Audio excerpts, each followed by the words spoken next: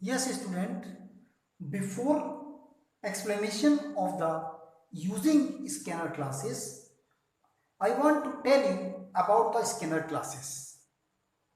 The scanner classes is the latest development in Java, which allow the user to read values of various type. The scanner classes is defined within a Java package java.util.star. So there are more methods in class scanner than you will need in your program.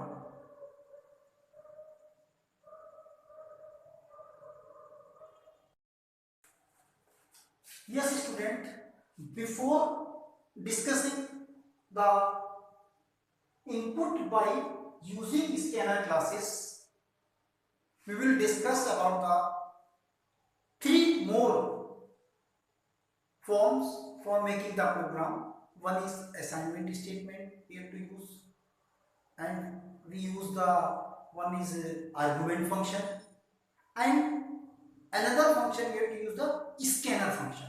So three type of the forms we have already used for making the program.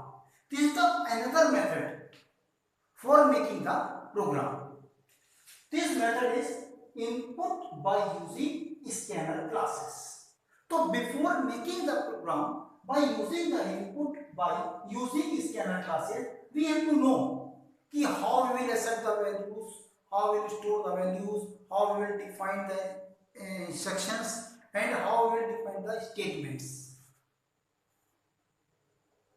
So first of all, we will discuss about the first one. We have to import the package, import system package.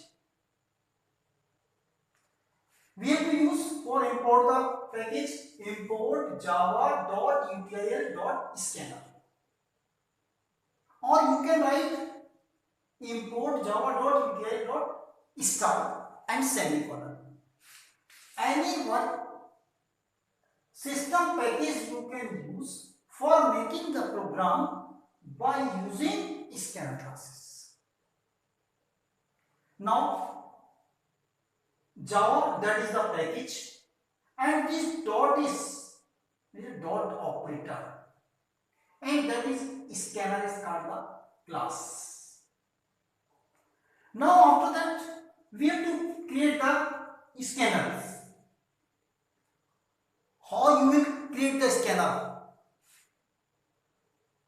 You have to use the commands scanner sc is equal to new scanner system.in. This scanner is class, and this this is the variable. You can take any variable. This is the object scanner. Now new, that is the operator. That is the scanner. This scanner is called the constructor. This class object scanner will make a new operator and constructor with the help of the new operator and constructor. Then system.in. What is the function of the system.in? To receive the data from the keyboard. When you will give any type of the data, so then this system.in will be accepted. You understand? Next, delimiters. These type of the sign, comma, semicolon, dot sign, question mark, and the white space. White space is a by default. It will use by default. We can use the white space. Now, you know, when you make the program by the scanner, by the assignment, by the other functions, when you are using for making the program, how you will store values, for reading the values of any type of the data. Now we will discuss about the by using the scanner. Inside the scanner, how we will read the token from the scanner object. How it can read the tokens from the scanner object. Suppose your data type is the short data type and variable is given, suppose p. Any variable you can take. So then how it will store, how it will read. So then it will read short p is equal to in dot next short function, and then here will be semicolon. S should be capital here,